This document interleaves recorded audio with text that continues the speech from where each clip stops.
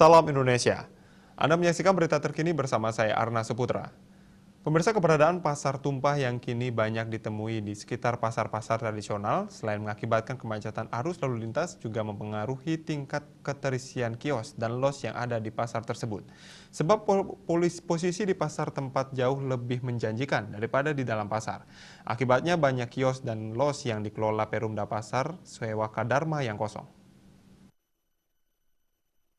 Dirut Perumda Pasar Sewaka Dharma Denpasar Ide Bagus Kompiang Wiranata menyampaikan saat ini selain akibat pandemi COVID-19, keberadaan pasar tumpah juga berpengaruh. Saat ini terdapat 676 tempat berjualan yang dimiliki Perumda Pasar kosong. Dikatakan saat ini Perumda Pasar mengelola 16 unit pasar yang tersebar di 13 lokasi. Dari jumlah pasar tersebut, Perumda memiliki 8.447 tempat berjualan. Hanya dari jumlah ini tidak semua aktif, karena 676 tempat kosong atau tidak disewa pedagang. Kondisi ini juga berdampak pada pendapatan unit-unit pasar yang ada. Karena itu kini Perumda Pasar sedang melakukan pengkajian terhadap pasar-pasar yang tingkat perolehannya cukup baik. Terkait dengan keberadaan pasar tumpah tersebut tidak menjadi kewenangan Perumda Pasar karena keberadaan mereka berada di luar pagar pasar.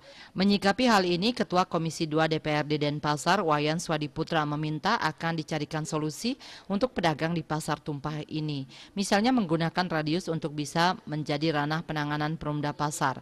Karena selama ini keberadaan pasar tumpah itu selalu berada di dekat pasar. Bahkan pihaknya mengira keberadaan pedagang di pasar tumpah itu masih menjadi kewenangan Perumda Pasar.